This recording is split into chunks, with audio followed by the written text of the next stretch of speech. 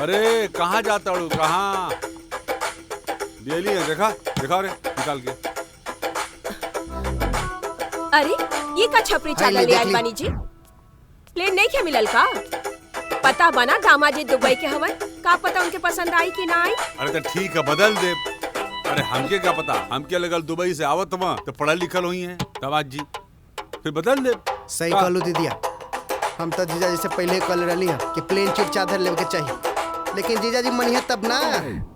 जीजा जी माने तब ना। सर जब देखा ना जीभ निकाल के लपर लपर बंद करा, चिंता बात कहली ना चुप रह कर। देख लो दीदिया, हम जब भी कोनो बात कहले ना तो जीजा जी हमके ऐसे ही लतेड़ देलन। हमार तो कोनो इज्जत नहीं की घर में, हम जैसे मामा ना है, हरवा है हरवा, गाय और भैंस चराई है। सार तो हुआ हवा तो क्योंकि हम जाके खूटा गाड़ेला ना, तू यहाँ खूटा गाड़ ले बाड़े तो तू हरवाया भले ना। बस जी, खुद काम बिगाड़िया, जब देखा हमरा भाई के सुनावत रही। सही कहो तो दीदी, हमार तो कोनो इज्जत नहीं की घर में। तो का इज्जत है तो नात रिश्तेदार तो 4 दिन के लिए आवल है, फिर चल जाना अपने घरे। तू गईले कहाँ जी बे? दहेज के सामान कोनो कोनो में पड़े रहला तो पड़े लो चुपचाप। दीदी तेनू से लतेड़ देलन जीजा जी। चली अब बहुत हो गई, तैयारी में लग जाई। हाँ चल चल चलो जो आए मारे मारे।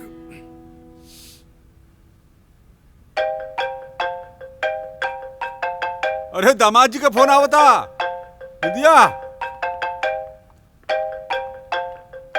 दामाद जी का फोन आवत है, विद्या दे दे तू छत पे बैठल हुई। इले दीदिया के फोन दे दा, दुबई वाले जीजा के फोन आवता जी।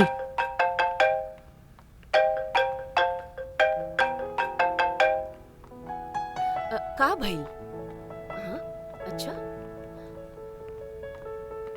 हाँ का भाई जी? दामाद जी का फोन आ रहा है, भेजवाली है विद्या बात करती। जीजा जी आवत रे कि कोनो प्रधानमंत्री पूरा घर बौखलाइल बा। और मम्मी सुना, तू करा उनका आवे की तैयारी, हम जाते ने अपन एग्जाम की तैयारी करता नहीं। अरे जा जा। जीजा है यो पकड़े। प्रणाम। कैसन बानी रहुआ? अरे नमस्ते नमस्ते। अभी सब फॉर्मेलिटी कल छोड़ दे तू। का मतलब अब हम अपन संस्कार भी भूल जाई का? वाह का विचार बा। वैसे तहर बहुत याद आवता। का कहल चाहता रह तू? एक मिनट कटले कटात नहीं। अच्छा छोड़ा, आपन बताओ का हाल बा। अब का बताई अपन दिल के हाल।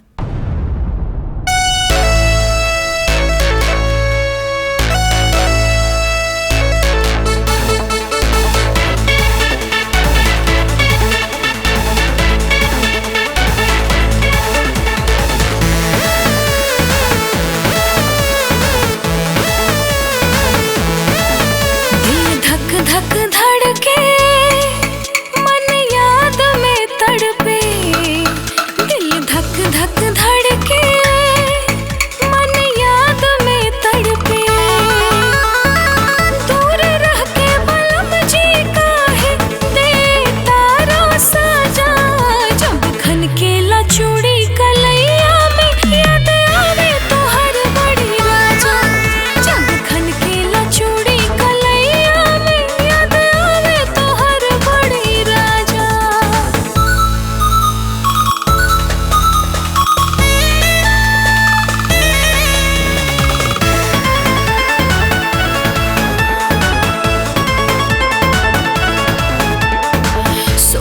के खालिया भारी समझ ना आवे हम का करी।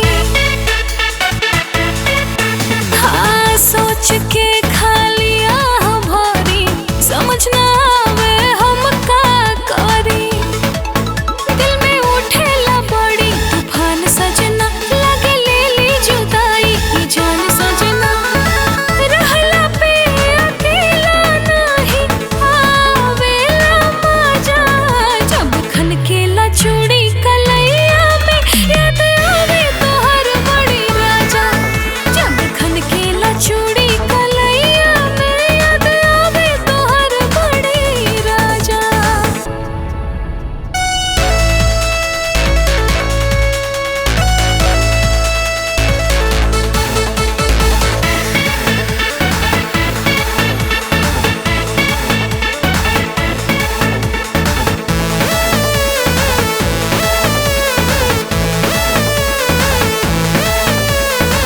खाना पीना कुछ नहीं भावे, पूर्वी बयरिया बड़ी सतावे।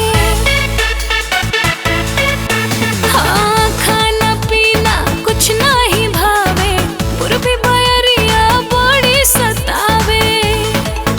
रहल हमर जवन भी आस बलमु, कई देहला तो सगरो के नास बलमु। बीत गइल ढेर दिनवा ओ ताजा, जब खनकेला चूड़ी कलैया में याद आवे तोहर बड़ी राजा, जब खनकेला चूड़ी कलैया में याद आवे तोहर बड़ी राजा।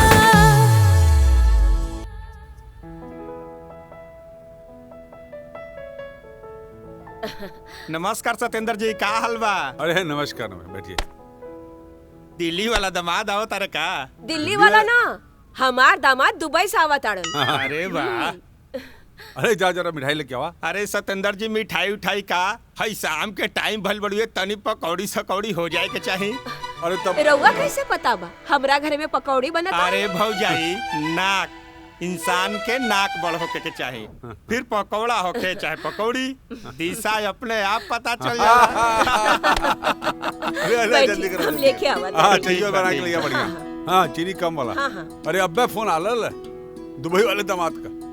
बिटिया बताओ बड़ी छत पे। अबे भेजोली है हैं? बड़ा देर से बतिया उतिया बिटिया। अरे आईएसडी कॉल है। अरे कोनो टेंशन ना बा, बहुत पैसा बा। अरे आपके पता बा 1.5 लाख तक महीना का बिल आवेला। ई पकौड़िया कब तक आई? अरे आ जाई बना था। मंगाई है सत्येंद्र भाई, बड़ा देरी होत अरे बड़ी। राहुल का मम्मी। हाँ अरे कहा भाई? आवत आनी। दीदी ई जीजाजी दुबई में इंजीनियर बड़े ना? एकदम वो पढ़ल लिखल जैसन कम बोलत हुई है। और हमरा तो बात करे में और मजाक करे में बहुत डर लगी। हाँ, पढ़ल लिखल तो बाड़न, बाकी व्यवहार कैसन बा इ तइला के बादे पता चले। वो सब तो ठीक बा, लेकिन जीजाजी तो सिर्फ एक हफ्ते खातिर आ रहल बड़े ना। शर्माइन चाची के वो दामाद जी जैसन ना कि बस आई तो घर जमाई बन के रह जाई। बहुत बतलात रहनी ना शर्माइन चाची। अब देखा बोलती बंद बा। सारिका, एक बार अपने जीजा जी के आ जाए दा, ओकरे बादे ना पता चली कि उनका व्यवहार कैसन बा। और देखा ढेर इतराए के ना चाहिए, समझ लू। काहे ना इतराई? हमार जीजाजी तो एक नंबर जीजाजी बड़े। मार खीबू।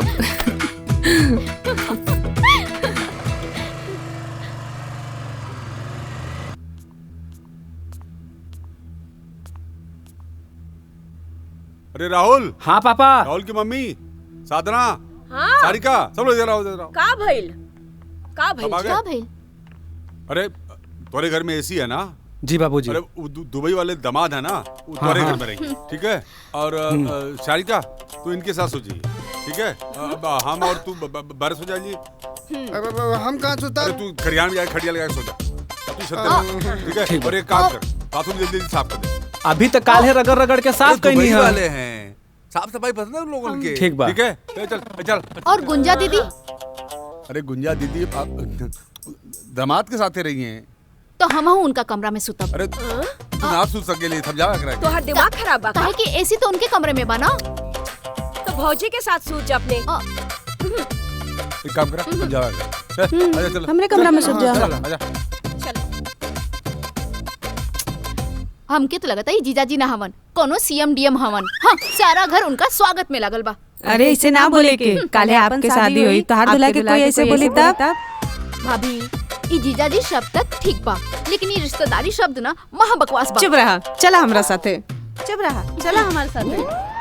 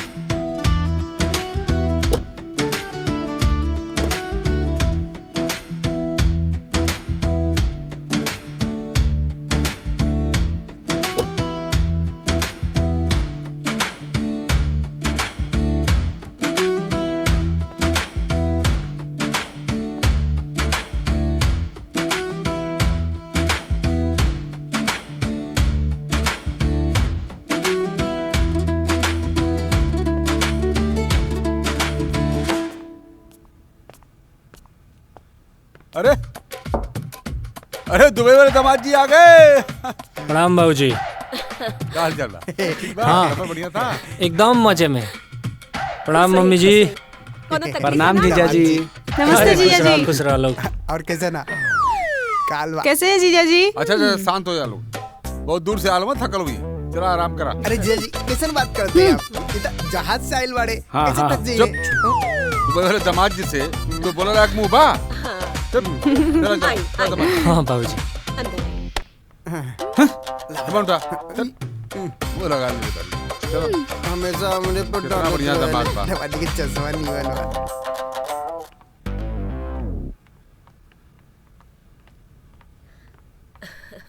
अरे आई। अरे कुछ क्या वो भजिया वजिया बनाए थे ना तुम लोग? दुल्हन जाके पकौड़ी लेके आवा। लेके आओ तानी माँ जी। दामाद जी के भूख लागल हुई। और जहाज में तो बहुत मजा आवत हुई ना बैठे में। हाँ हाँ, गर्मी उर्मी तो होला ना, एसी बढ़िया से चलत रहेला, कोनो तकलीफ ना होला। उड़ के जल्दी पहुंचा देता ना। कितना घंटा लगता आ दुबई से आवे में 2.5 घंटा लगबे करेला। 2.5 घंटा। दामाद जी, दामाद जी जीजा जी खाली इली इली। जागा हमने समझा खाइया। अब ई देखा का जमाना बा, जेकरा के पसंद नहीं के ओकरा के सब पूछता, और जेकरा के पसंद बा ओकरा के कोई पूछत नहीं के। तहरा के हम पूछ देता नहीं लो।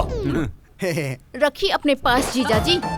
अरे वो ऐसे ही है जान। दामाद चली खाना लगावा तानी खा ली। ए दुल्हन खाना लगाई दाता। ठीक बा माँ जी, लगाओ ताली। वो से पहले चेंज करे के बा।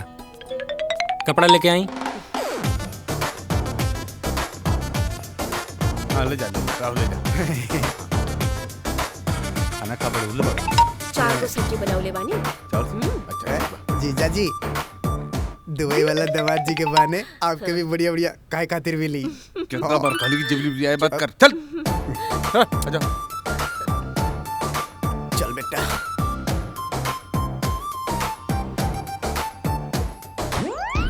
हाँ बढ़िया बढ़िया बनल बा। हाँ हाँ चिंता ना करी दबा के खाए। हाँ दीदी खाना मंगवावा ना। हाँ जल्दी। हाँ आराम से।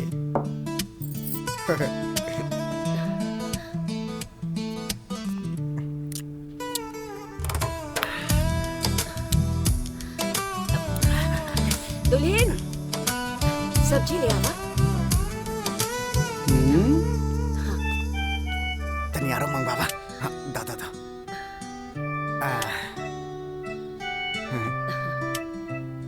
थोड़ा और दे दी। हाँ खिलाइए भर देती। अब बस बड़ा निमन।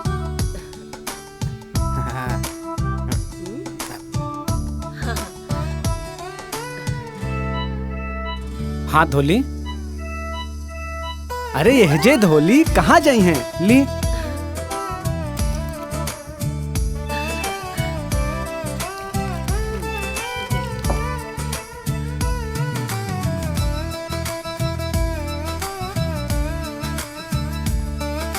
ली पोछ ली।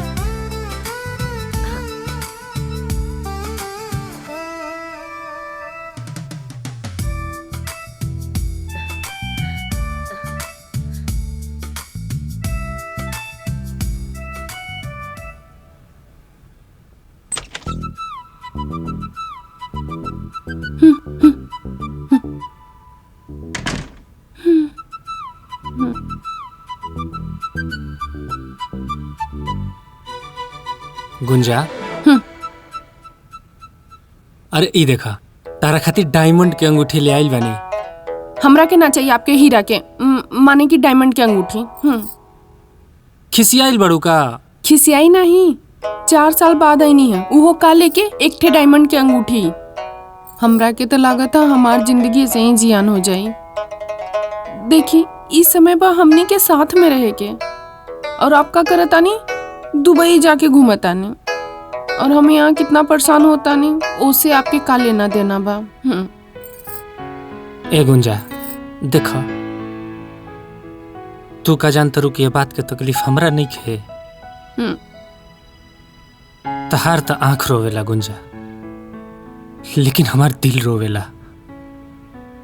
नहीं कह सकत कि कितना तकलीफ होला लेकिन आज के ये तकलीफ हमनी के भविष्य से अच्छा कर दे। और आज हमनी के 2 आदमी बने जा काल 2 से 3 हो जाए जा और तू चाहबो ना तो 4 और 5 भी हो जाए जा।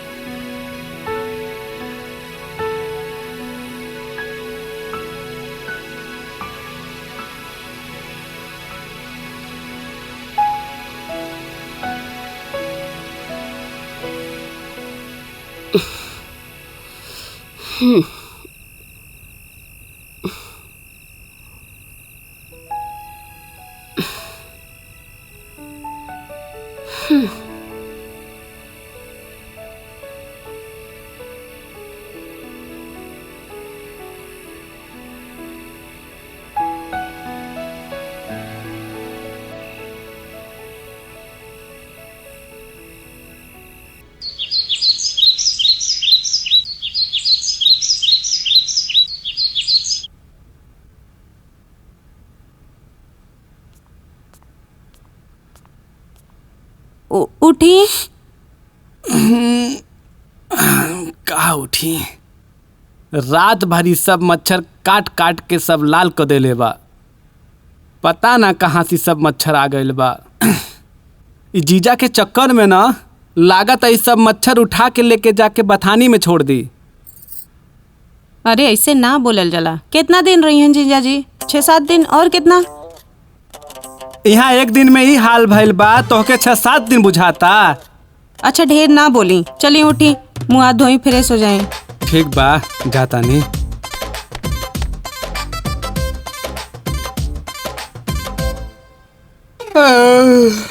सादा हाँ जी। कुछ बनल कि ना मिले? बनल बा मामा जी। चलो फ्रेश हो जाई। मुँह हाथ धो ली। ठीक है। चलो।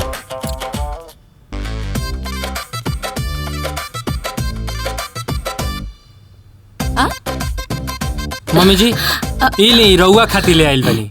अरे दामाद जी एकर का जरूरत रहे? अरे रखी मम्मी जी।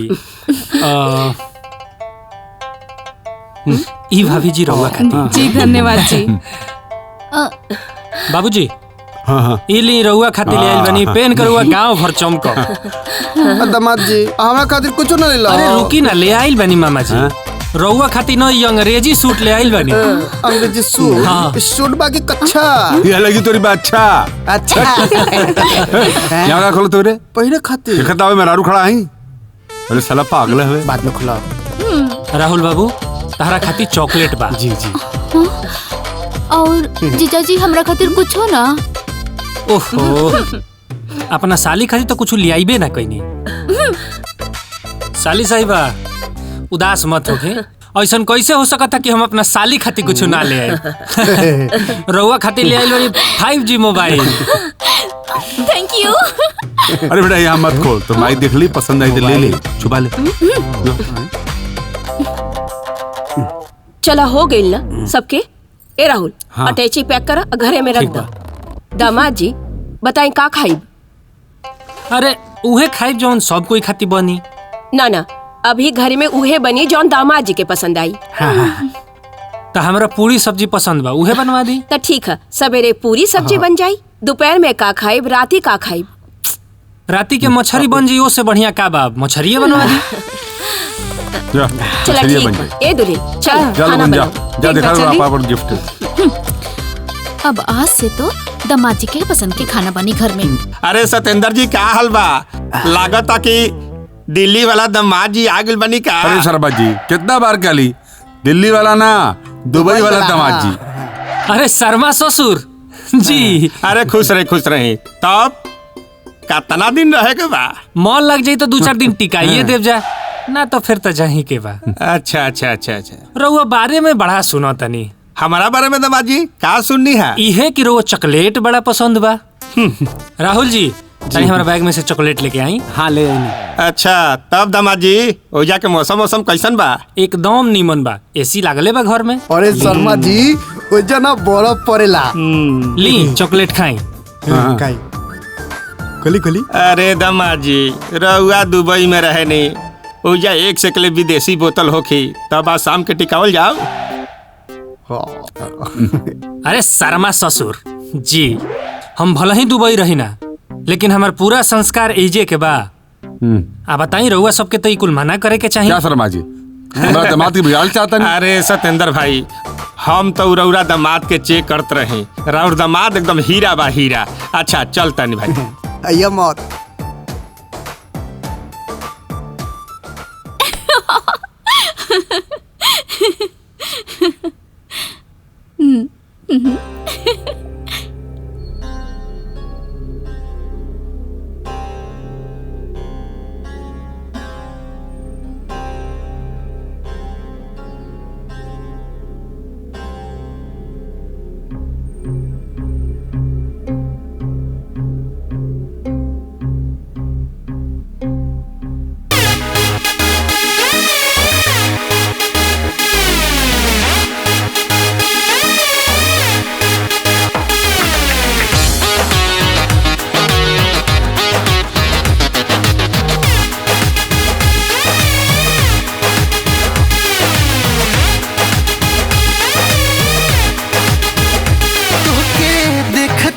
मन इंजॉय करे, साथे तोहरा चाहेला हाय बाय करे।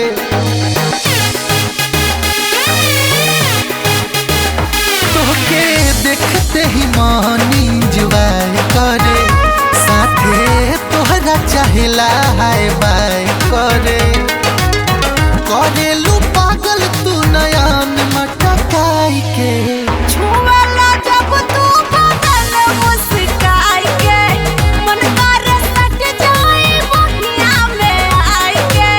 छुवाला जब तू बदन मुस्काई के, मन कर सट जाए बहिया में आई के।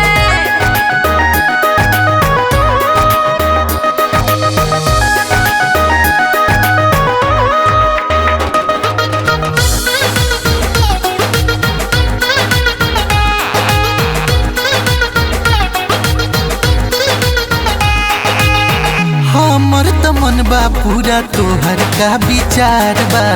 तोहरा से बेसी हमर जिया बेकरार बा।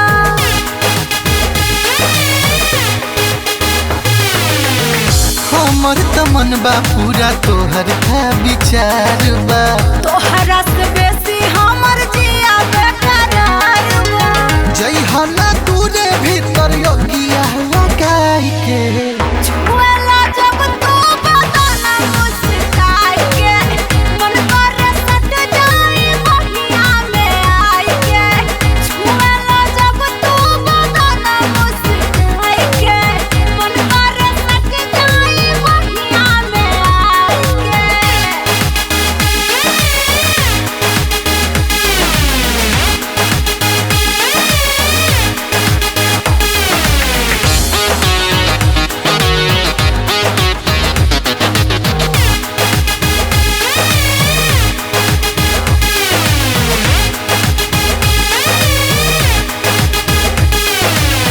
कोरवा में भर ले हम पवते ही चांस हो। दोनों जन कायल जाए जी भर रोमांस हो।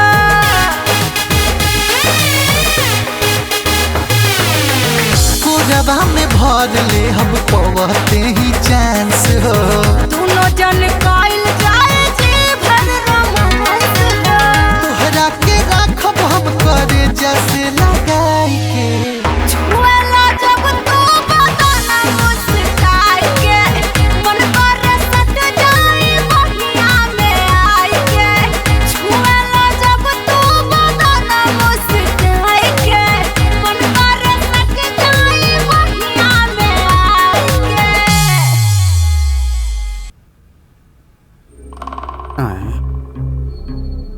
के। कुछ ठीक नहीं क्या बुझात। ए सारिका अंदर जा।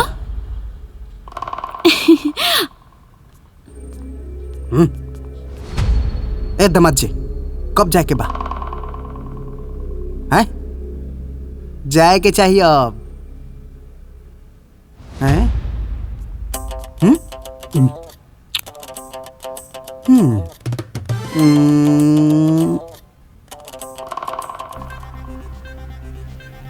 का हो राहुल भाई, काहे डिप्रेशन में हुआ? अरे यार, जब से जिजवा घर में आयल बा ना, पूरा माहौल खराब करके रख देले बा। सब परिवार परेशान बाड़ेन, जाए के नामे नहीं खेलेत। हमरा पास एक उपाय बा। का? तू चल जा बाजारे और सबके लिए नया कपड़ा लेके आवा और सबके बोल दा तोहर विदाई हो गई। 1 मिनट, हम गईनी। लागता कि जन्म बीत जाई। अभी तो नई नई शादी भइल बा। जिजवा जब से आइल बा ना, घर में पूरा खूटा गाड़ के रख देले बा। जाए के नामे नहीं खेलेत। का कहीं कैसे कहीं कुछ समझ में नहीं खे आवत। मन तो इहे कहता कि जाके मुंह पे कह दी कि चल जाई, बुरा लागे या अच्छा। भैया हाँ? उ कहा कि ई कहत रहना कि उनका काल जाए के बा। का बा उनकर बहुत काम छूटा था ना। हाँ देख ली। तो ठीक बा, तो फिर तैयारी वारी कैल जाए, कपड़ा उपड़ा सब किनल जाए। तब आप देख ली, हम जाता नहीं। हाँ ठीक।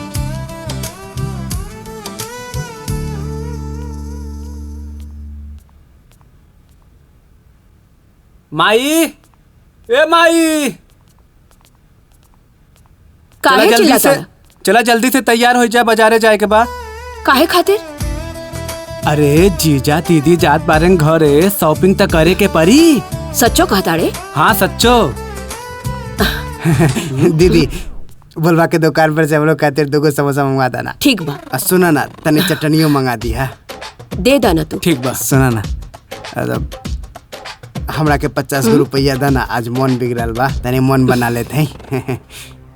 घर के हालत तहरा के बुझात नहीं है का? बेटी दामाद के चक्कर में ऐसे ही इतना खर्चा होत बा, वो सौदा 50 के। सीधे सीधे काहे नहीं के बोल दे कि हम ना दे, बहुत बढ़िया रही तो हम चल जीती यहाँ से। 50 रुपया ना बत तोरा लगे हमरा खातिर। अरे ऐसन काहे बोला तारा? तू तो हमारी इकलौता भाई बाड़ा। तो देना 50 रुपया। ला 100 रुपया पकड़ा। वाह भाई, 50 गो रुपया मांगी तो 100 गो मिली, और घर के लड़का मांगे तो पैसे नहीं खे। अरे ना बेटा, ऐसे काहे बोला तारा? ये बेचारे के बा हमरे सिवा? हाँ, और कौन डिमांड करेला ही? जवन कुछ कुल सब खाला, इहो उहे खाला ना। ठीक बा, जाई भैंस के चारा डाल दी और हम जाता नहीं। जाते हैं दीदी। जा।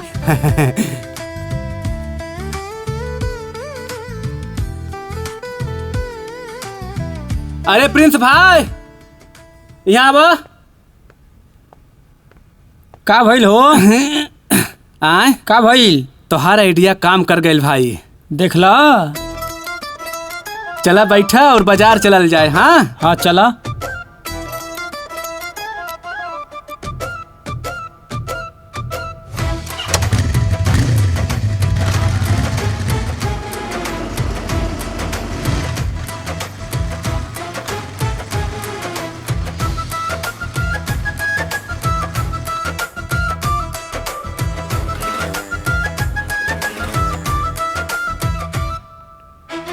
हाँ राहुल भाई, बोला। हमें एजे पूजा पाठ के दुकान पर बानी। वो कितना का? तू कहाँ हुआ? बस आवत आनी। हाँ ठीक बा। अरे राहुल एजा क्या करता? बुझा तो कुछ खरीदारी करता का?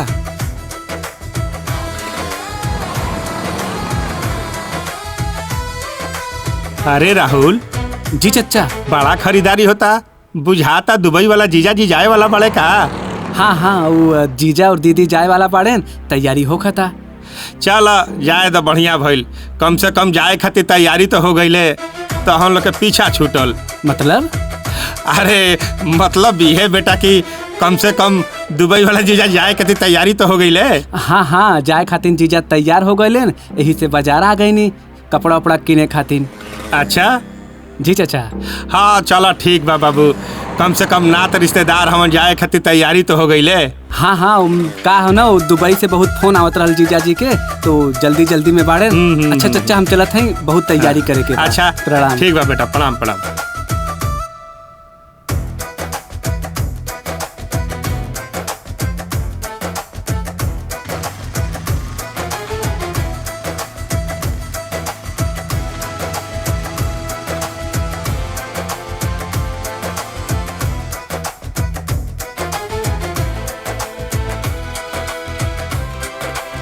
अच्छा चला घरे प्रिंस भाई, शाम के मिलब। ठीक बा। हाँ ठीक बा।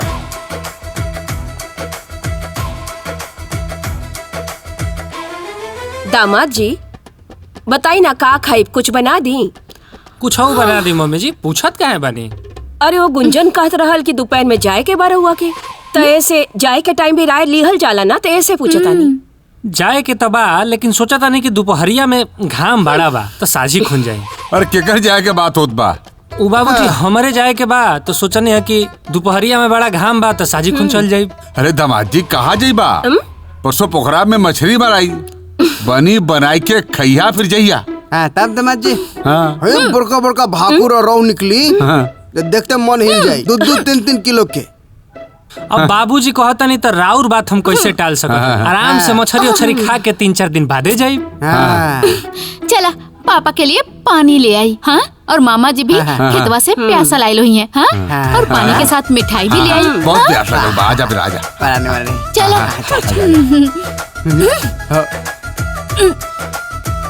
ई का कहनी, अच्छा खासा यात्रा नहीं, रुक जाए 2-3 दिन और रुक जाए। हाँ, पता चली 2 दिन ना 3 दिन ना 4 दिन में जाइए या फिर ना जाइए। इस बात में गलती हो गई।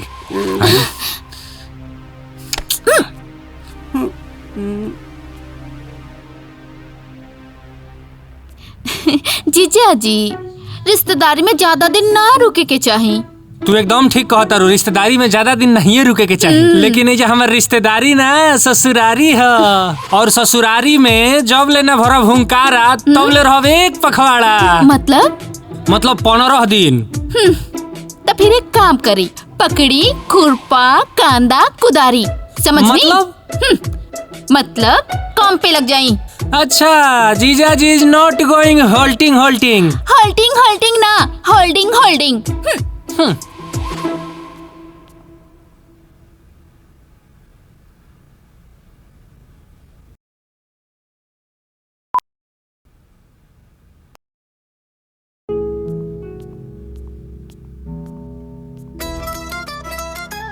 मैं रूम फूल बा, बुझा तक आज पैखाने में सुते के पड़ी। एक तो इतना दिन पर ससुरारी आईनी, मेहरारू से मिले के मौका मिलल, लेकिन बुझा तक ये लोग मिले ना दी मेहरारू से। का बात बदामा जी, यहाँ काय खड़ा बानी? जाई जाके सूत जाई। अरे जीजा जी यहाँ क्या करतनी? आपके और दीदी के सुते के व्यवस्था हमारे कमरा में बा, चलिए हमारे साथे, हम सब आपके बता देत बानी। हाँ। चलिए।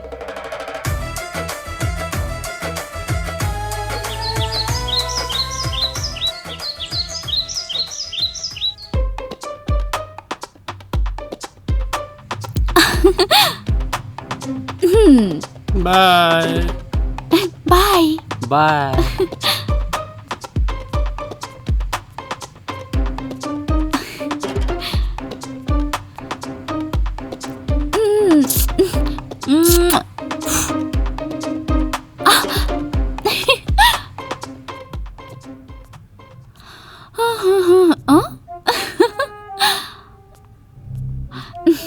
का हाल बा जीजा जी?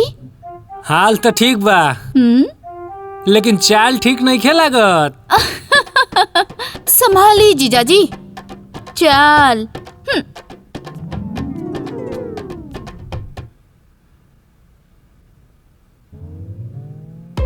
अरे का बनल बा मम्मी जी? ली खा ली। बताओ, हई गाय गरु निहन सोझा लेहना फेंक के गईली, वो रुखल सुखल।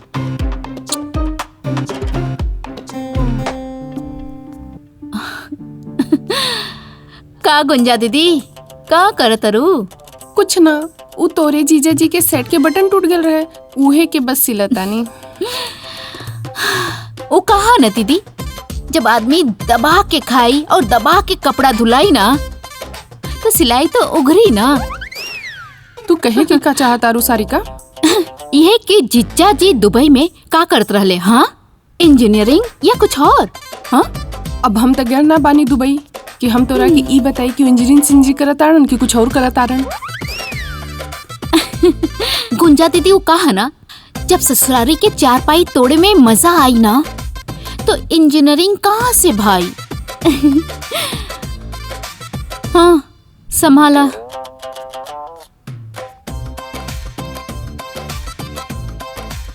गुंजा दीदी, हमार तौलिया नहीं खे मिलत, कहीं जीजा अपना रूम में लेके तना गइल बाड़ेन। हम देखा तानी भैया, आप चलिए, हम अभी लेके आवत तानी। देखी देखी जल्दी करी, हमके नहा के बाजार जाए के बाद। अभी तुरंत देखा तानी। घर में कौनो सामान जगह पे नहीं खे मिलत। अरे हाँ गुंजा दीदी, हम आपके ही ढूंढत रहनी है। हाँ बोली ना। आज हमार हाथ बहुत पिराता, कपड़ा तनी ज्यादा हो गल बा, धो दी तनी। हाँ हाँ, वो हमार हाथ ना नहीं खे उठत। हाँ भाभी, बस हम अभी धुला तानी। ठीक है, ठीक।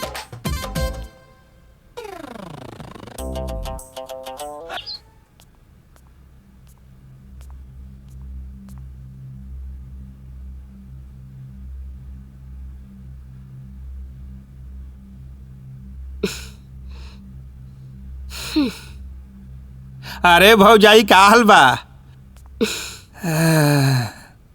आज मौसम बुझाता खराब होखी, बारिश के मौसम भइल बा। अरे भौजाई आज कुछ बोलत काहे नहीं खू? कुछ बात बाका? हाँ तो घर में जब दू गो दामाद आ जाई है तहे आओ भगत में कमी हो ये नु जाई। भौजाई आज बोली है ना का? बुझाता आज भौजाई ढेर नाराज बाड़ी। अब का कहल जाओ भौजाई, दामाद दुबई वाला होखे चाहे दिल्ली वाला, अब ज्यादा दिन रह गए पर ससुरारी में इज्जत कम हो नु जाला। अरे रे दामाद जी का हाल बा? कब तक ले रहे के होई? इस शर्मा ससुर सुधरिहन ना, मैं जवार के खबर ले चल तड़न।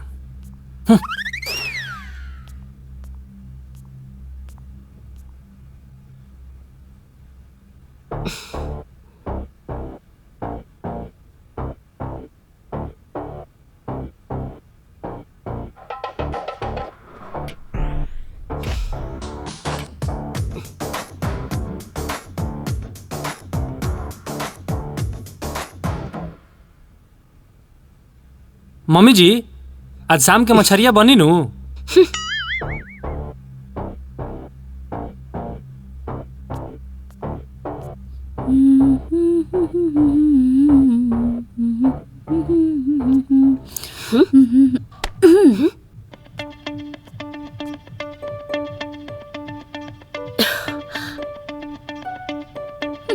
काहेला खिसाइल बाड़ू?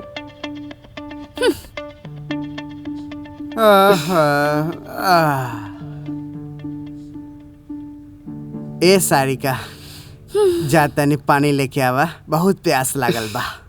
अरु भेलियो ले ले हा। लस्तूर वाला भेली। हाँ ले ले आवा, पेड़ा ले ले आवा, बर्फी ले ले आवा, ठुसा द। काहे किसियत बाड़ा? अच्छा खासा दामाद जी जात रहुए, तोहरा वजह से उनका रुके के पड़ुए। अरे हम तो सोचले कि दामाद जी बाड़े त मछली उछली खा के जी हैं, और जीजा जी तक कहले रहलन। तू तो साथ दे लेना। लागत था कि मामला गड़बड़ा गईल। सही कहा तारू मम्मी। हाँ मार व्यवस्था करे में लगल रहले। जीजा जी आई हैं, तो यहाँ रुकी हैं, ई खाई हैं, ई कमरा के साफ सफाई कर दा। अच्छा खेतों में जाके सोई जाके और रोहू मछली खिलाई। तोहार जीजा जी कहाँ बाड़े? अरे वो रोहू मछली लेके आवत हवन। आग लगे थोड़ा मछली में। लेके आवा चावल घर में।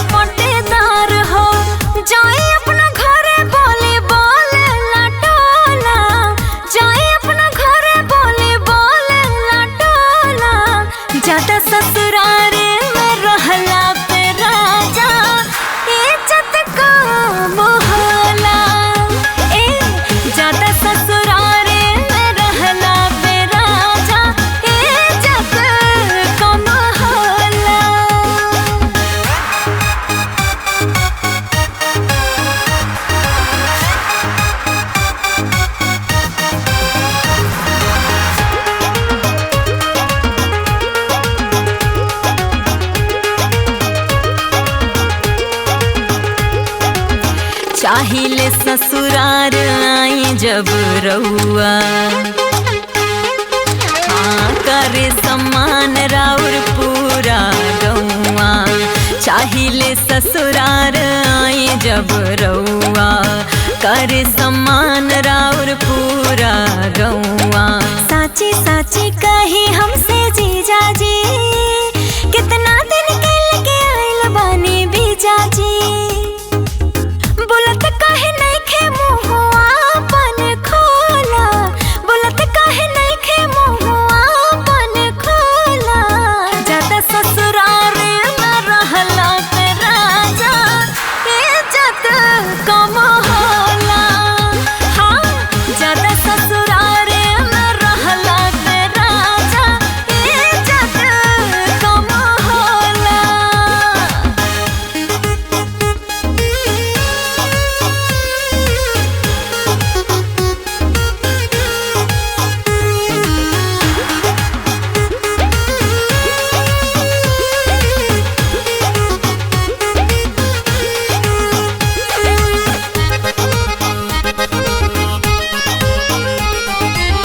केहू के सोझा पड़ी लागे हमें लाज हो।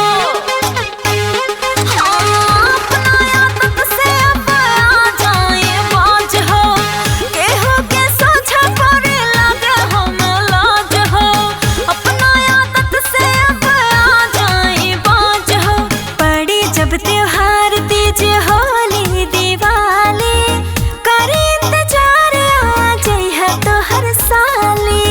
राखब बनाए गुछिया संगे पूरी छोला, राखब बनाए गुछिया संगे पूरी छोला।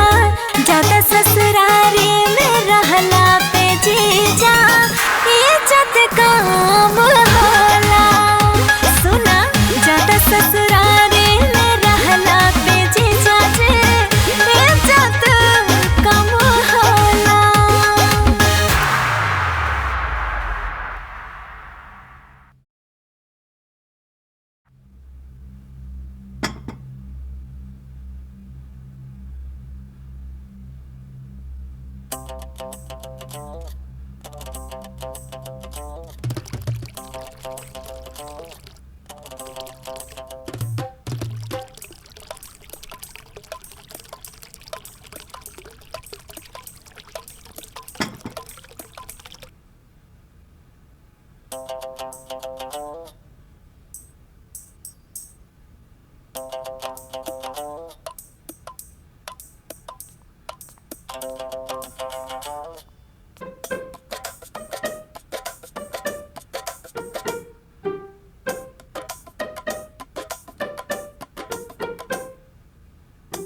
गुंजा, काल हमने के अपना घरे चलल जाई।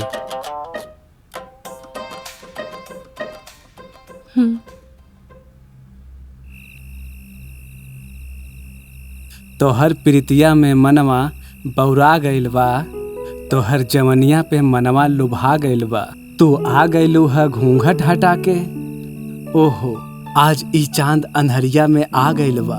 अच्छा, इहो सुन लो, करिजवा में ऐसे समा गइल बा, तोरा देख के नजर जुड़ा गइल बा।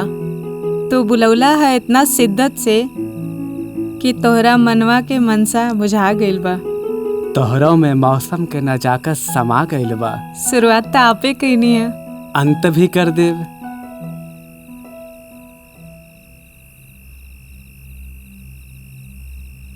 अरे राहुल की मम्मी, इतना गर्मी में कैसे सुतल बाणस हो? जब नींद आवेला ना, आदमी मुर्दा नियन सूत जाला। पंखा चले ना चले का फर्क पड़ेला। अरे हमके तो पंखों में ना नींद आवत है। रउआ भर दोपहरिया में सूतल बानी त नींद कहाँ से आई? हाँ, ठीक कहत बाड़ू। दोपहरिया में सूत गलनी ना, ऐसे नींद आवत है। तो चली घरे में पंखा के नीचे सूत जाई। नहीं, ऐसे ठीक बा। हवा बही तो देर सबेर नींद आइए जाए। तो सूत जाई चुपचाप। हाँ, सुता तू सुता।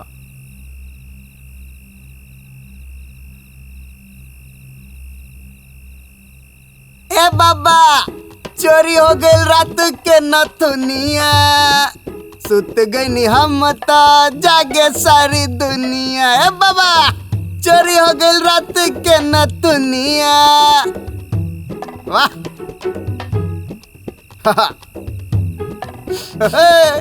चोरी हो गई रात के नथुनिया ए बाबा सुत गई हम तो जागे सारी दुनिया बाबा चोरी हो गई रात के नथुनिया ए बाबा सुत गई हम तो जागे सारी दुनिया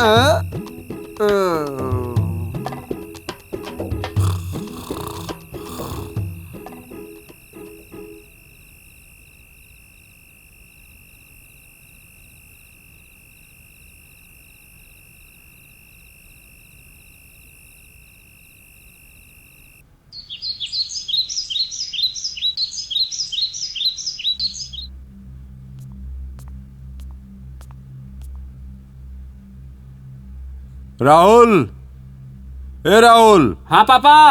एक गिलास पानी ले आवा। ले आवा तानी। अभी कुल ले जा।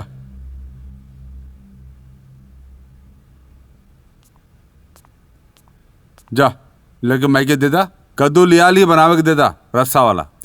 ठीक बा। जिया जी जिया जी रास्ता एकदम खाली बा। हाँ यह मौका बा उनका निकाले के अभी निकाल दी सटाक से निकल जाइए। हाँ हाँ सारिका आई नहीं पापा। सुना बेटा। हाँ? दामाद जी गुंजा से कह दा कि रास्ता खाली बा दोपहरिया में सट से निकल जा।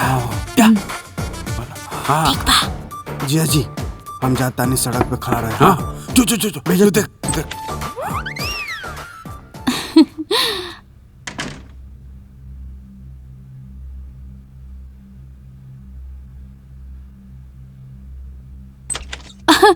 जल्दी चली लोग रास्ता खाली बा। पापा कहले हैं अच्छा मुहूर्त बा। हाँ हम जाता नहीं आप लोग आई। हाँ हाँ, हाँ। बस हो गई 2 मिनट।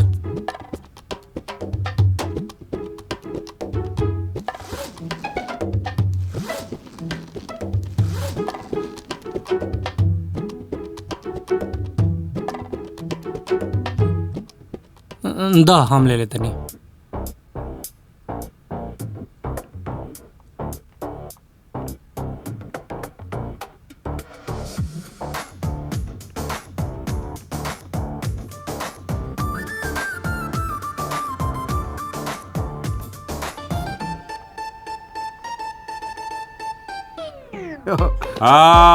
दामाद जी तो 4 साल में फुर्सत मिली तो फिर आई। हाँ।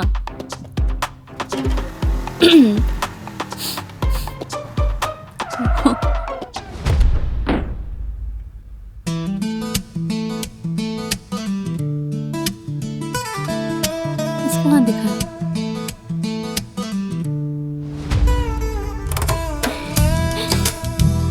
ओ जनता इधर है।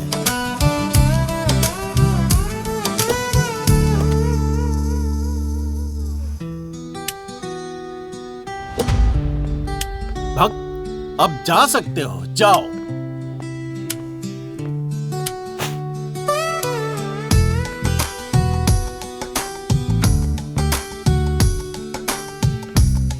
अरे वाह वाह का बात बा। पूरा परिवार एक साथ हमरा स्वागत में खड़ा बा। पापा जी मम्मी जी प्रणाम प्रणाम। खुश रह। जीजा जी प्रणाम। जल्दी परिवार बढ़ावा लोगन। वाह वाह तुम तो टकाटक बढ़ा तड़। तुम बोल लगला गुंजा गुजत रहा। अरे प्रणाम भैया। तू तो सट जा सीधे। तहरा के देख के दिल गदगद हो गई। वैसे इतना तैयारी करके काहे खड़ा बानी दामाद जी जात हो ना। का बात करते नहीं पापा जी। अरे साड़ू भाई ऐसे कैसे चल जीबो हैं। अब ही तो हमन रहल जाए 2-4 दिन ससुरारी का मजा साथे लिहल जाए। भैया पहले हमरा बड़ा दिन हो गई बहुत काम पड़ल बा अब हमरा के जाए दी। अरे नहीं अब द तू साथ और बढ़ावा अपन हाथ चल। अरे भैया अरे भैया ए सामान पहुंचा दा लोगन। गइल भैंसिया पानी में।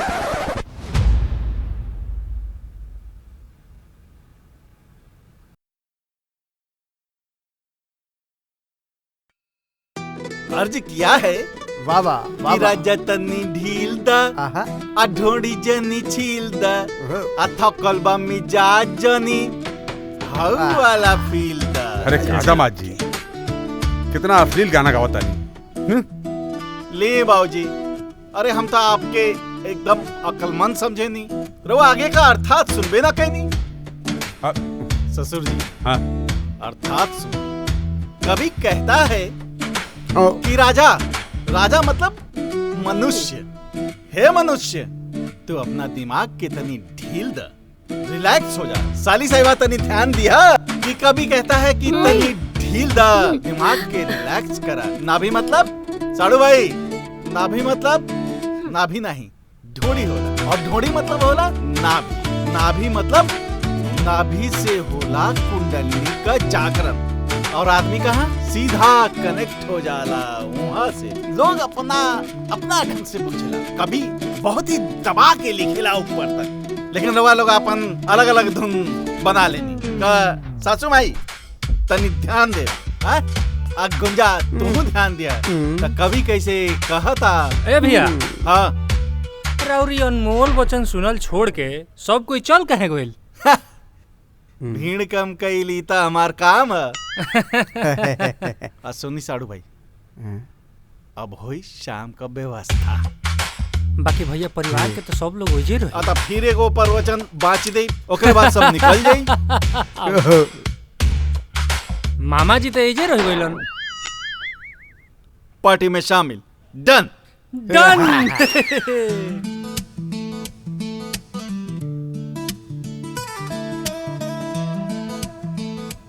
पापा अब तो हद हो गई, हमके एक बात पता चल गई, ये दोनों कहीं ना जाई हैं। ये लोग के सत्कार करत करत हमने के अंतिम संस्कार हो जाई। अब तो ये सब बर्दाश्त के बाहर है। अरे हमके पता होत ना कब बिया है ना। हाँ? हमार कहे के मतलब ई बा, हाँ। जब से जीजाजी आइल बाड़े हमरा रूम पे कब्जा कैले बाड़े और हमका सोते में बड़ा परेशानी होता। अरे तो हमके का पता रहुए, दुबई वाला दामाद बाड़े ना, वो जाके उनके बात में पड़ गए। एक जन तो रहबे कौन, एक जन के और ही बुला ले। अरे ऐसे दामाद के ना बोले जाला, का खा तू कुल। हम कहतानी कि मरचा का सब्जी बना के खिया देतानी। अरे भाग जी। अरे अरे नहीं नहीं नहीं, अरे इतना निर्दयी हो गई तो लोग, इतना भयंकर भले की जरूरत ना है, दामाद है अपन। पापा एक बात बता दी, हाँ ये दया भाव रखा साइड में, और ये नेता की तरह भाषण करा बंद। हाँ एक को शब्द मुँह से ना निकले के चाहिए। अरे इतना साल से खूटा गाड़ के ही बैठल है, हम कुछ कहली। देख लो दीदी, हम जाना चले घूम फिर के जीजाजी हमरे पड़ई है, हमार तो कोनो इज्जत नहीं की घर में, अब हम ही घर छोड़ के चल जाए। अरे जो जो जल्दी कर, जो जो ये काहे जाई हट एही जा रही। ठीक बा जीजाजी कहता रहे तो हम ना जाई। हम क्या तो पता रहल है चाय ना दी है। अरे हर बात तो उहर रोके ली, हम रोकी ना का।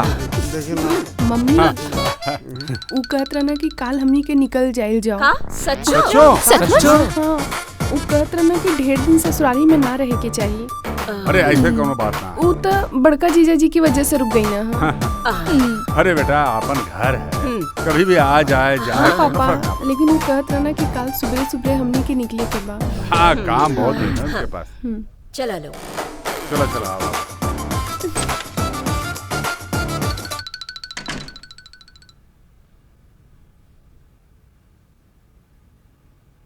सुनी ना, वो कहा कि पापा जी कहते रहे ना कि आप 2-4 दिन और रुक जाती तो बड़ा अच्छा लगे। अरे यार अब हम रुकल नहीं की चाहत, इतना दिन से रुकल बनी, हम चाहते नहीं कि अब जल्दी चल जाए, क्योंकि भाई साहब जाहिर नहीं खंदे, ऐसे कि ससुरारी में ढेर दिन रुकलो ठीक नहीं थे। हाँ हाँ ठीक कहता नहीं आप। ऐसा करो कि काल के जतरा आजे बना दो, एगो चुम्मा तो दे दो।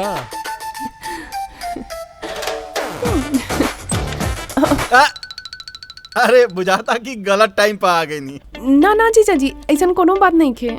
अरे भैया ऐसा कोनो बात नहीं खे, आई बैठी ना। अरे साड़ू जी महाराज सुना तो नहीं कि रवा जाता नहीं।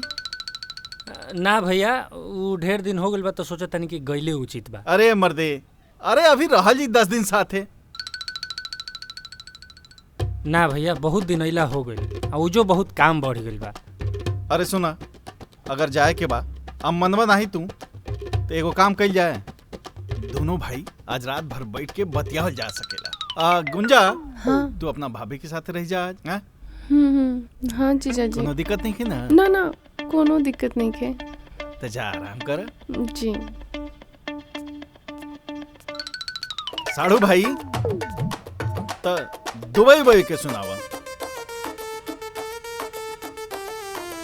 का सुनाई भैया?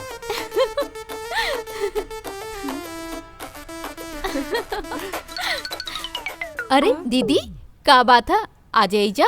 उ कहा ना सारिका, तो हर जीजा जी जो है ना, उ बड़का जीजा जी के साथे सुतत तारन। तो देखत है कोई कुछ करे ना। अरे दीदी बैठा ना, आवा देखा पिक्चर देखा। हाँ, बहुत अच्छा बना। अरे यू ना, उहे हवन। अच्छा वो वाला उहे ना। हाँ।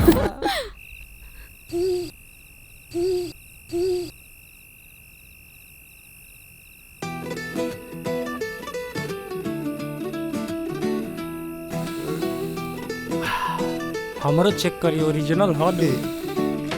माल एकदम टंच। का बात है बड़का दमाद जी, आप इंसान ना है। इंसान ना है तो का ही? ऊ है ऊ। क्या मामा? वो मतलब दमाद जी भगवान है आप। मामा हमारा बुझाता ना तो आज ज्यादा हो गइल बा। दामाद जी कहाँ गइल जा रहा, अभी तो बनवे कई बात है। हे सर, एक ज्यादा ना कही तो का कही? इंसान के भगवान बतावत था रे, तो यही कहल जाला ज्यादा। हम कहाँ कहली? अरे बड़का दामाद के। हम कब कहली? अरे तू ना कहले है सर, तब भूत कहले है। ए जीजा जी देखिए, भूत ऊत के नाम ना ली, हम अकेले करियानी में सुतीला, हम भूत ऊत से डराई लेना। अरे आई आई।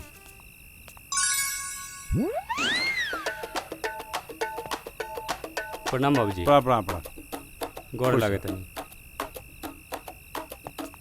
अरे रह जाओ, आजा। चल अंदर चला, वहाँ व्यवस्था के लिए पड़ेगी।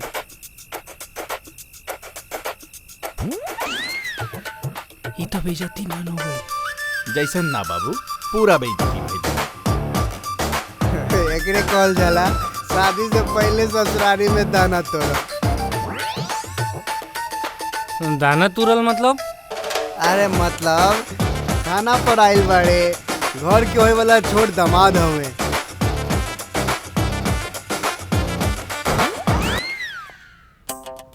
बैठा।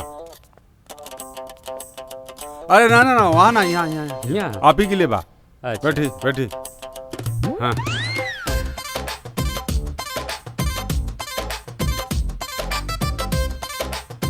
बाबू ये सब सरकारी नौकरी का। आप लोग अंदर आ जाइए, खाना लग गई बा।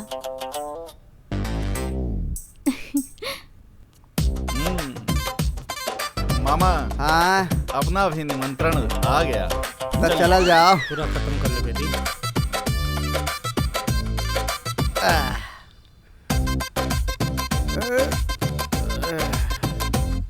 ला मामा यो ढकेल जा। ना यो हम मार जा। ना अधर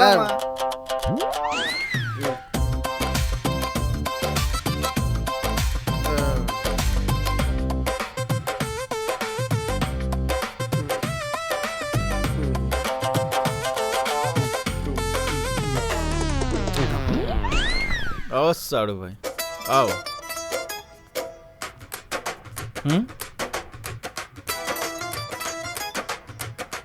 देखो, इज्जत पे इज्जती। ना भैया, इज्जत। बाहर बात क्लियर हुआ था ना? का बेइज्जती। चलो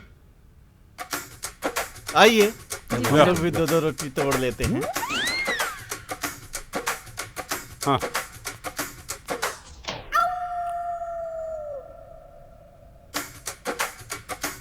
कितना सैलरी बा? 75,000 और ऊपर से। ऊपर से मतलब? ऊपर से मतलब जैसे आप लोग नीचे से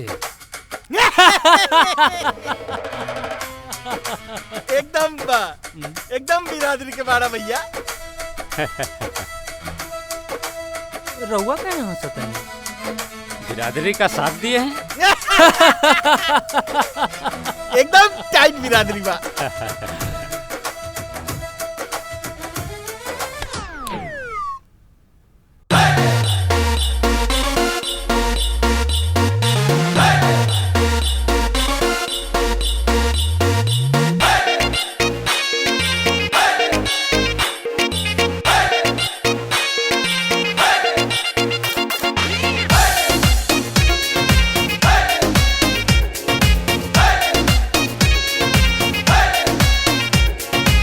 साली जी ऐसे न जलास कीजिए, साली जी ऐसे न जलास कीजिए, साली जी ऐसे न जलास कीजिए, साली जी ऐसे न जलास कीजिए। कस के कमरिया उठा के नजरिया, कस के कमरिया उठा के नजरिया, अपन दिलवा पे हाथ रख लीजिए। साली जी ऐसे न जलास कीजिए, साली जी ऐसे न जलास कीजिए, साली जी ऐसे न जलास कीजिए, साली जी ऐसे न जलास कीजिए।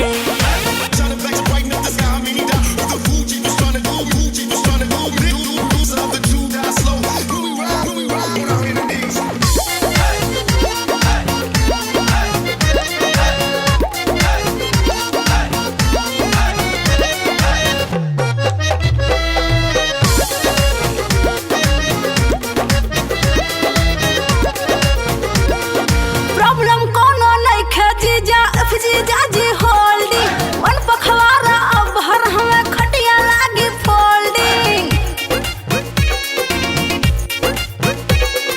मच्छर रोज कटाना है, साथ साथ होत बिन सहारा भैंस चराने जाना है, हाँ भैंस चराने जाना है।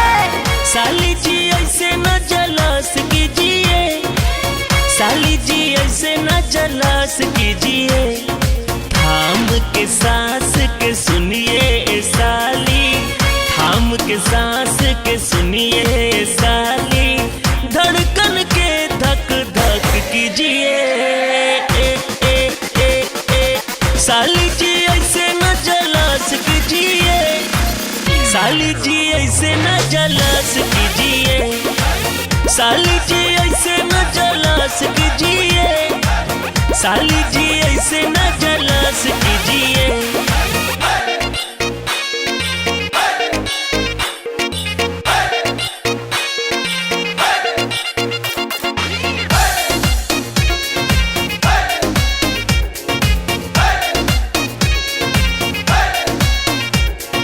नॉट गोइंग जीजा जी ससुरारी से आज यू रील बनाएंगे खूब साथ है, यूट्यूब पे मिलेगा व्यू। यही गाना गाना है, ससुरारी में रहकर जीजा खूबे प्यार बढ़ाना है, खूबे प्यार बढ़ाना है। साली जी ऐसे न जलास कीजिए, साली जी ऐसे न जलास कीजिए। कोक के साथ में दही मिला के, कोक के साथ में दही मिला के, अपना दीदी के संग खूब पीजिए। साली जी ऐसे न जलास कीजिए, साली जी ऐसे न जलास कीजिए, साली जी ऐसे न जलास कीजिए, साली जी ऐसे न जलास कीजिए।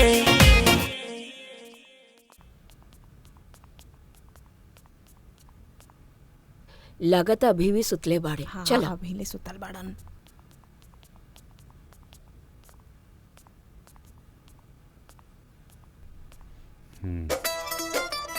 अभी तक नहीं उठे। अरे जाएंगे जल्दी भैया।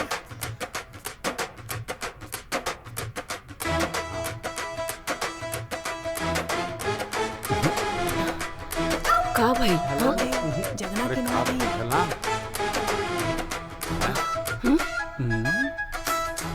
का भाई आप लोग ऐसे कहाँ देखता नहीं? अरे कुछ ना, वो बस ऐसे ही देखते नहीं। वो छुटका दामाद जी आज जाए वाला रहू है ना? हाँ माई कहले तो रहना है जाए बदे, लेकिन लागत है वो जीजा जी से रात भर बात के लिए बाड़न ना, ऐसे अभी ले सुतल बाड़न। तू कहता हम जगा दी? ना ना कोनो जरूरत नहीं है, उनका जाए के चिंता होए तो खुदे उड़ जाइए। हाँ हाँ हाँ।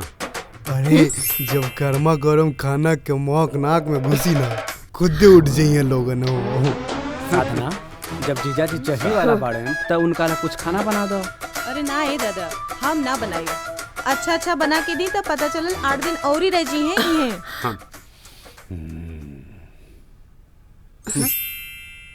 काहे इतना भाव खाता बनवा ना, 2 रोटी गर्मा गर्म हमरो मिल जाए। काहे अरे जब त्योहार पे पूछना भाई, पेट पोछ के बात करत है तो बनाए दाना। सुना ना, कुछ बना दा जाके खाना।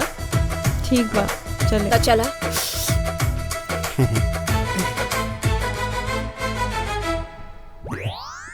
क्या रे? हट, जब देखा दिमाग खाता है। चलो भाई।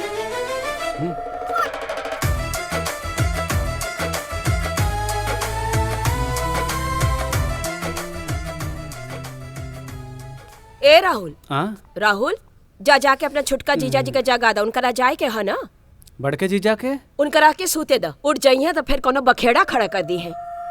ठीक बा माई।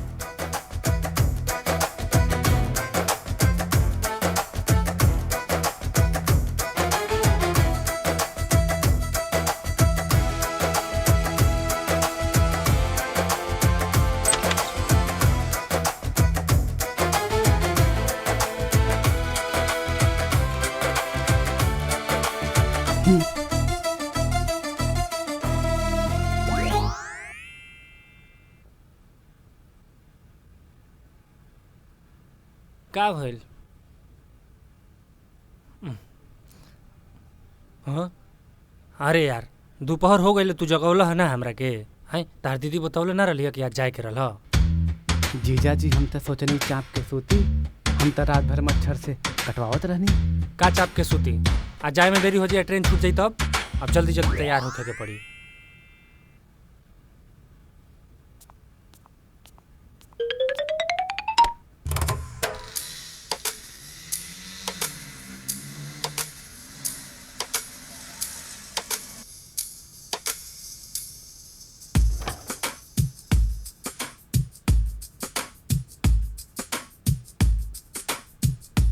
कर देखा सारे का।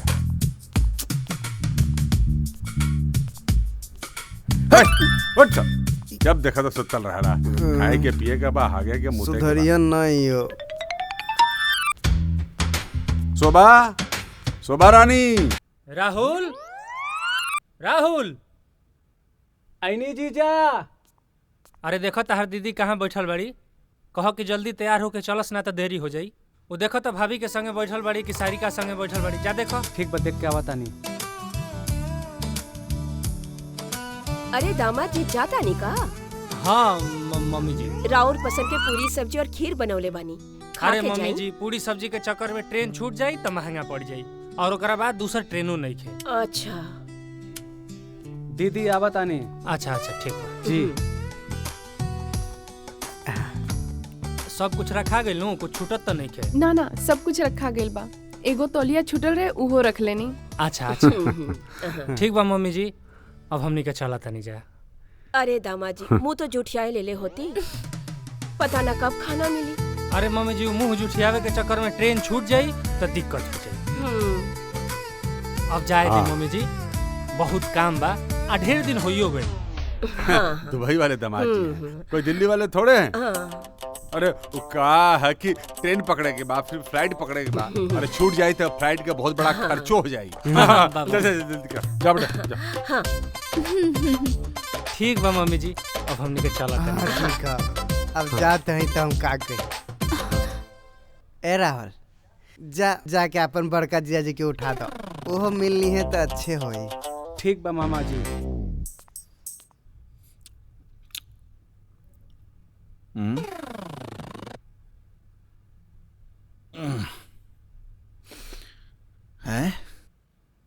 साड़ू भाई बिना मिलले चल गई ना का।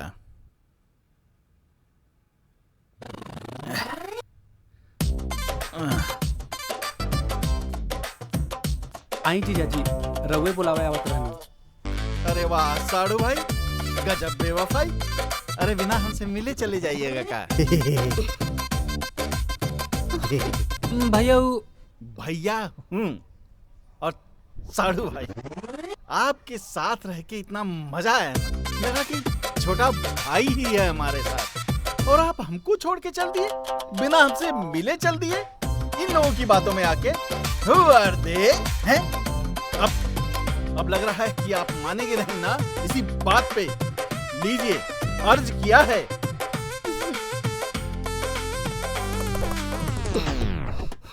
जिंदगी की ट्रेन में कभी ट्रेन छूट जाती है, कभी स्टेशन छूट जाता है, और कभी जिंदगी स्टेशन पहुंचने से पहले क्या खुद छूट जाती है।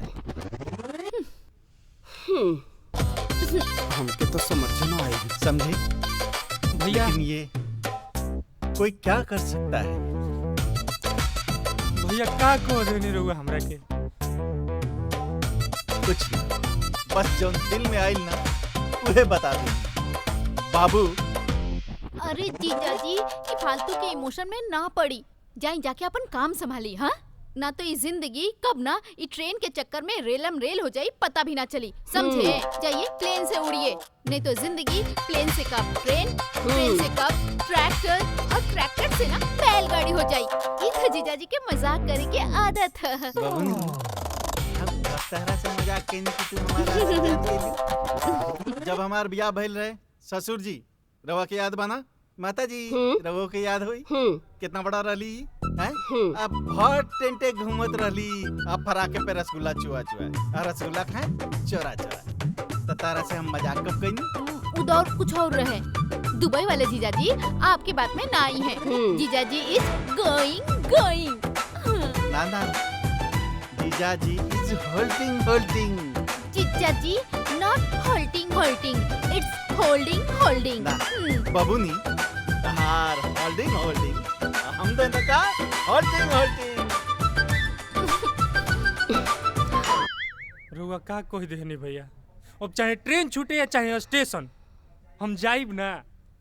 रहुआ बड़ भाई है, राउर आदेश हमरा खातिर राम के आदेश निहन बा। अब हम ना जाइब भैया। तो चला प्लान फेल। तोरो के ना का जरूरत है बोलने करे। अरे कैसा ही लाके यहाँ रख दिए। अरे चल अंदर। चल बेटा, निकले में ही भलाई। चला।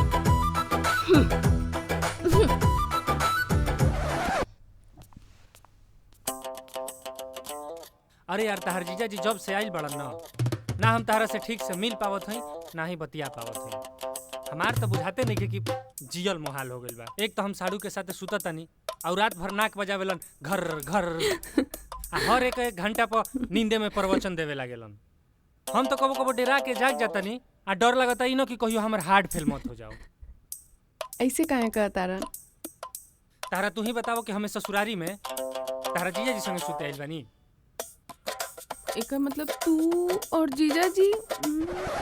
यार देखो, मजाक मत करो, मूड ही तरह हमार खराब कर। हम तो ये सोचता नहीं कि दुबई से अचानक बुलावा आ गइल ना, तो चल जाई ना, हमनी के ठीक से मिल पाइब जा ना जुल पाइब।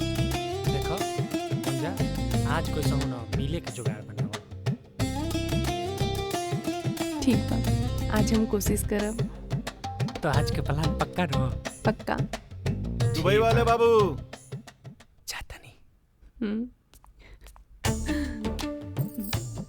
अच्छा मम्मी, ई बार कोनो गलती ना होई के ठीक बा। साड़ू भाई सोचा था ना सांझी के 2 किलो मछली ले आएंगे। अरे भैया, नेकी और पूछ रउआ तो रात बना दे। वाह जीजा जी, पर गुंजा दीदी तो मछली ना खाई ना। अरे तो हमें का हो, उनके खातिर पनीर, ना तो मुर्गा आ जाए। जीजा जी अगर कोल्ड ड्रिंक आ जाए तो बातें बन जाए। अरे तो वो आ जाए। जीजा जी आपके तो पता बा ना कि का पसंद बा। हम तो तोरे पतिदेव से ज्यादा जाने कि तोके का पसंद बा। दामाद जी हमरा खातिर उ मिल जाए तो मजा आ जाए। अरे मामा तोहरो हो जाए। दामाद जी बाजारे जाता नहीं तो हमरो कुछ ले आई। 2 किलो टमाटर ले आई और सवेरे खातिर कुछ तरकारी ले आई। मम्मी जी तू ट्रैक्टरवा के चबिया दिया। ट्रैक्टर काहेला? मोटरसाइकिल बा ना। ना हम सोचा था नहीं ना 2 कुंटल चावल, 2 कुंटल गेहूं, तेल, मसाला, 2-4 बोरा सब्जी, तेल, दाल, जौन बाकी बना सब लेके आ जी। दामाद जी खिसियात काहे बानी? ठीक बा 1 किलो टमाटर कम कर दिया। ए साड़ू भाई सांझी के ना एकदम टनाका तैयार हो जाए। भैया जॉब रहुआ कहब हम तैयार रहो। आए हाय सीखा ताड़ा हमरे साथ के। चला हमरो जुगाड़ हो गई। काहे खाते? मम्मी सुन लेनी ना। हाँ हाँ कुछ ना हुआ। हाँ वो तो देखिए ना। अच्छा हाँ दामाद जी जल्दी चली लेट होता है।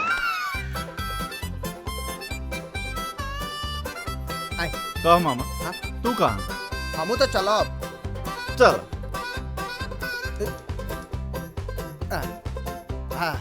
चलिए। ए साड़ू भाई अरे महाराज ना चलब का? अरे नहीं भैया।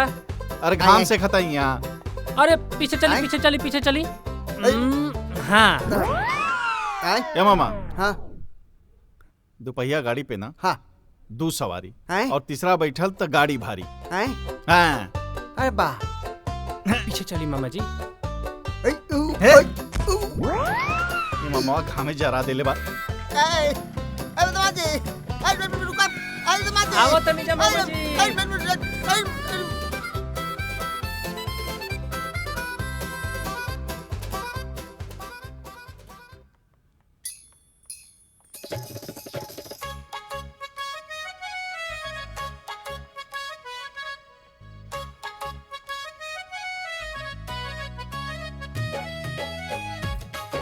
भैया दीदी के कहे न लिया नहीं, वो रहती तो बड़ा अच्छा लगे। बाबू तो दीदी ना टीचर है, वो नौकरी करेगी और वो अपना काम के प्रति इतना ईमानदार है कि वो एक दिन भी नागा ना कर सके। रवाज ऐसा तार छेड़ दे बनी ना 2-4 बात और बता देते। तो हर दीदी ना ये समझ लग कि हमारी जिंदगी में ईश्वर का वरदान है। मतलब कैसनो स्थिति आयल हमारी जिंदगी में, बहुत उतार चढ़ाव आयल, लेकिन वो बेचारी हर कदम पे डट के हमारे साथ दे बिना कोनो शिकायत के। बस ईश्वर से यह मनावे कि उनका हमारे साथ कब्बो न छूटे। भैया आज रौरी रूप देख के ना बहुत खुश हो गई। बाबू कहा कि जौन दिल में आयल ना वो कह देना। और जाने लग हमके लागेला कि संध्या वो औरत के शरीर में ना ऐसा लागेला, मतलब औरत के शरीर में ना एगो बच्चा का मन इतना निश्चल, इतना निष्पक्ष, केहू के प्रति वो बुराई उनके मन में ना आवेला। ऐसा पवित्र दिल है लइकन का। अच्छा काका खाई खाली जा बैठ के बतियावल जाए कि चल जाए कुछ खरीदारियों कइल जाए। भैया आज तो हमरा के भाव कर देना। चल बहुत खरीदारी कर। ठीक बा भैया।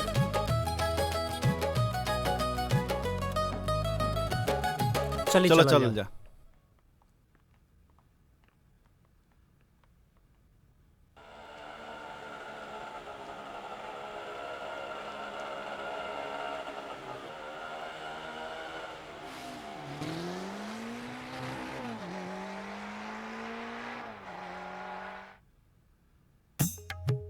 भैया आज और ज्ञान के बरसात नहीं के होत आए हैं? चले रहुआ कुछ बोलत कहने की जवाना तो अर्ज किया है कि तनी सा जींस ढीला करा अगोरिया हो रसलीला करा। अर्थात कभी ये कहता है कि चल हे बेटा गोरी राम, इनका भजन टाइट करे कपड़ा दे। मत पहना। चल। काहे से कि ऐसे भिन्न भिन्न प्रकार का चर्म रोग होला और भी कई रोग होला। सब लोग गूगल पे देख ललन। समस्या खत्म है। सब चल के लब चुप हो जाई। कंटिन्यूटी कैसन कंटिन्यूटी? जब चाहा तब खाली करा दे। Bye bye by.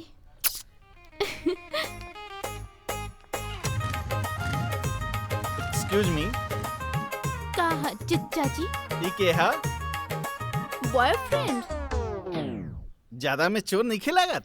अरे चिच्चा जी मेच्योर बा तबे तो वीडियो बा। Good, welcome. का भैया अरे वो डटला के बजाय वेल्डन कहतनी। वेल्डन कहतन वो वीडियो है। तू आइल बड़ा दुबई से, वो आइल बा दुबौली से। ये दुबौली मतलब? दुबौली मतलब जहाँ का वीडियो है। हाँ? और बेटा सरकारी नौकरी समझला? आलू में तरकारी या नौकरी में सरकारी। गजब। ठीक बा भैया, ठीक है तो कहत यही से तो कुछ तो देते ले भाई।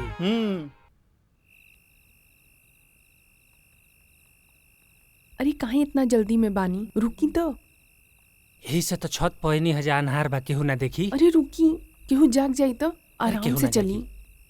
अच्छा देख ली तो का हो जाई, दूसरा से मिला तनी। धीरे बोली ना। चलो है नहीं अब केहू देख ली तो। अरे तो कोनो अवैध सामान थोड़ी रख ले बानी, लाइसेंस बनौले बानी। अरे लाइसेंस बनैले बानी तो इहो तो देखी कहाँ बानी। अब देखो इतना दिन अइला हो गइल, इहे कुल देखे के चक्कर में भेंट नहीं हो पावत हमनी के। अरे तो समझे के चाहिए ना। बात समझा, तारा के देखला के बाद कुछ समझ में नहीं आवत। सुना? लेकिन हमके डर लागता। कहीं डेरात बड़ू? बियाह कैले बनी तारा से।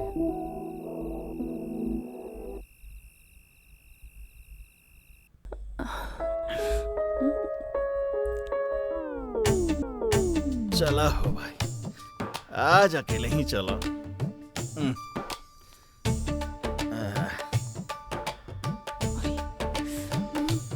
दुबई वाले बाबू कहाँ चल गए ना? ससुरा अकेले कोठरी में नींदो नहीं खियावत ना। पतरंगी तू बड़ा गड़बड़ करत रहे यार। गुंजो सोचो थी जीजा आके बिना मतलब के टांग अड़ा दी। हाँ नया नवेली बियाह भइल बा। जायद हमें इजा खुले में सुतब।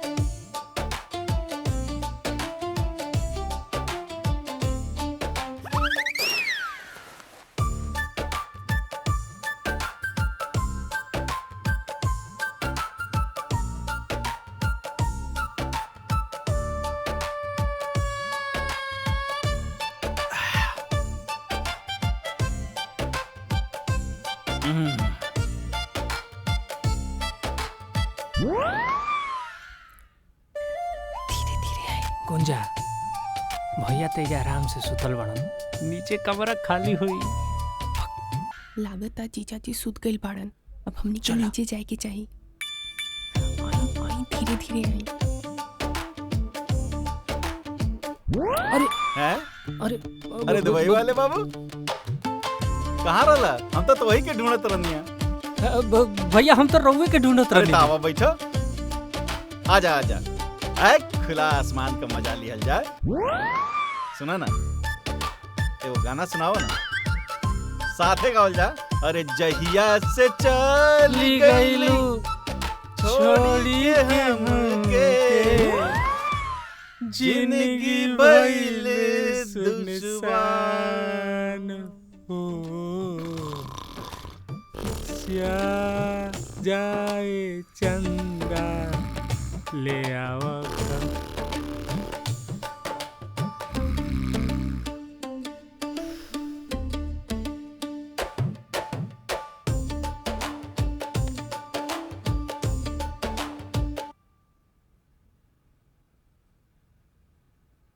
माँ, सारिका, भाभी, माँ। अरे का भाई? माँ पापा के एक्सीडेंट हो गई। माँ हमनी के हॉस्पिटल जाए के चाहिए। चलो चलो जल्दी चलो।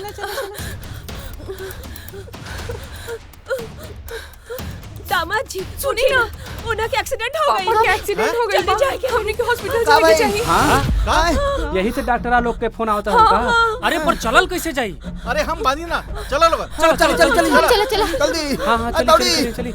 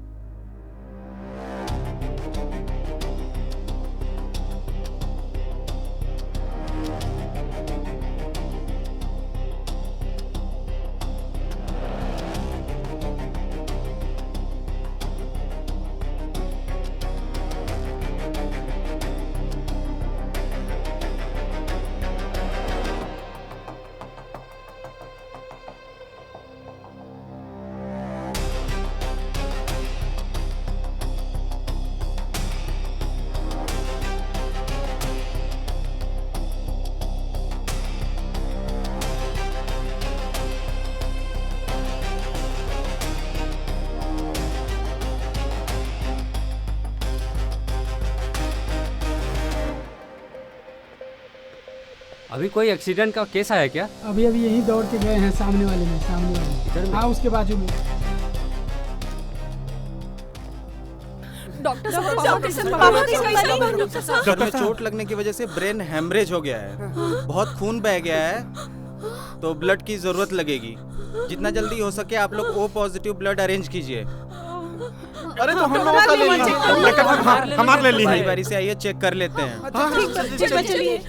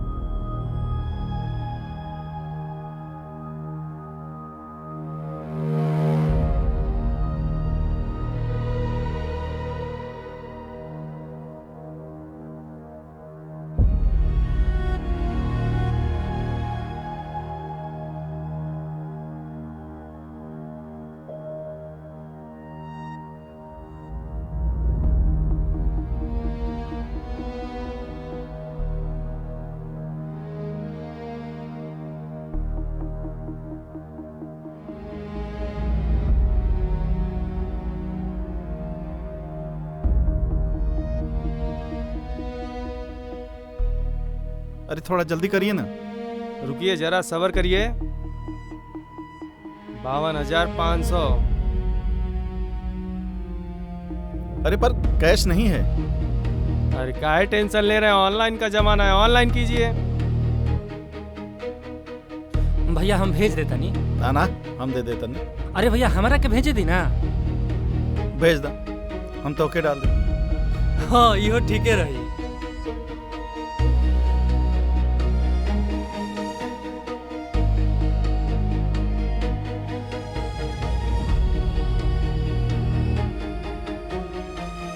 हाँ हो गई, देखी जी मैसेज आ गई।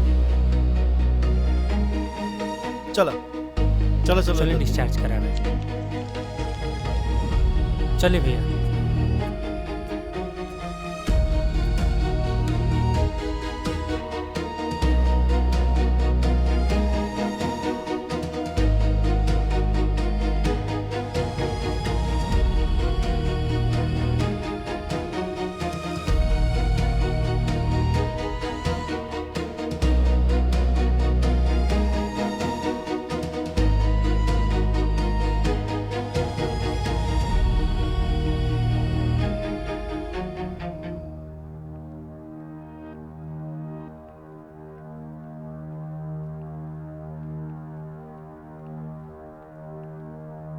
देखिए 2 लोगों का ब्लड मैच हो चुका है। किसका डॉक्टर साहब? एक मिनट बता रहे हैं। एक जितेंद्र सिंह और एक अमर सिंह। साड़ू भाई रिश्ता तो था ही, अब ब्लड भी एक हो गया। चलिए डॉक्टर साहब हमारा खून ले लीजिए। हाँ चलिए फिर आइए आप दोनों।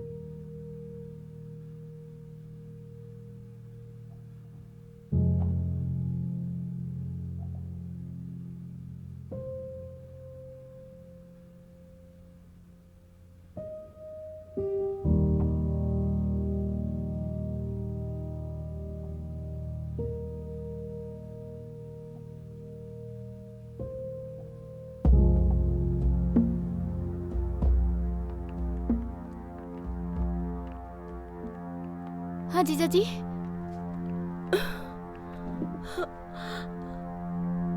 बाबूजी की तबीयत अब ठीक बा, ब्लड चढ़ा था। अभी जितना डॉक्टर साहब कहला हन उतना दिया गइल बा। फिर जरूरत पड़ी तो चिंता कइला के जरूरत नहीं है। फिर से हमनी के दोनों भाई दे देंगे।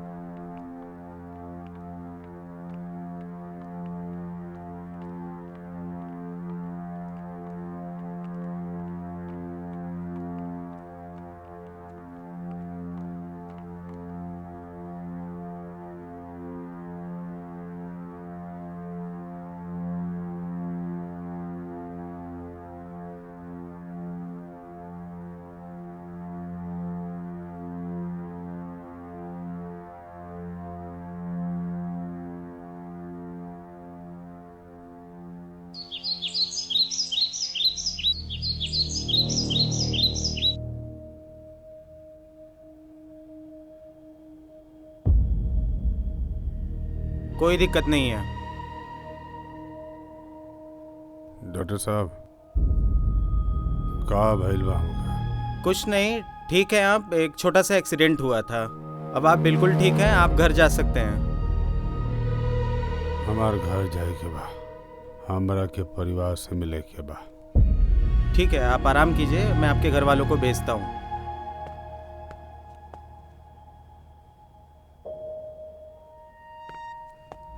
अरे डॉक्टर साहब, अरे अभी वो बिल्कुल ठीक है, आप लोग उनसे मिल सकते हैं। अरे डॉक्टर साहब,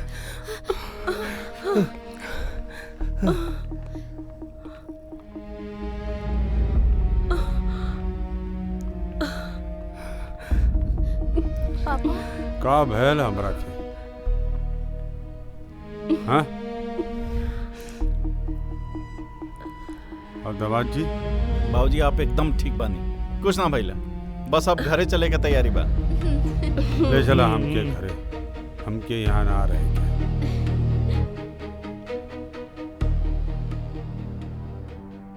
हाँ बेटा। बाबूजी अब टेंशन लेवे की जरूरत नहीं है, अब आप बिल्कुल ठीक बानी। अब हमनी के जल्दी घर चलल जाई। रोवा मत बेटा, सब ठीक हो जाई। हमके ही बताए कि फीस के भर रहा है? फीस के भर रहा है? बाबूजी रहुआ अभी सब टेंशन मत ली।